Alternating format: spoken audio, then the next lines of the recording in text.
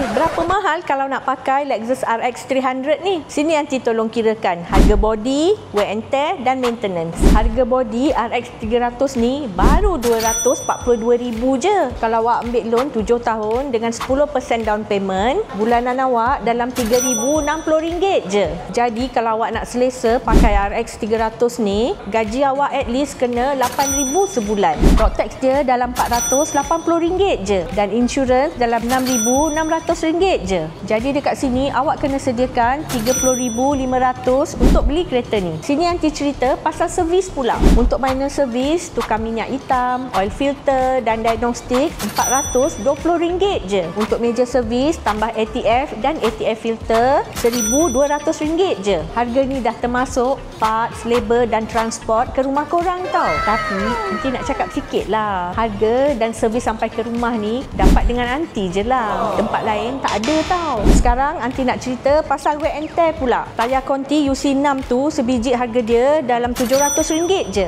Jadi kalau 4 biji harga dia dalam RM2,800 lah. Brake pad pula depan RM480 satu set dan belakang RM460 satu set. Common problem dia pada gearbox lah, sebab kadang-kadang boleh overheat. Jadi awak sediakanlah dalam RM3,000.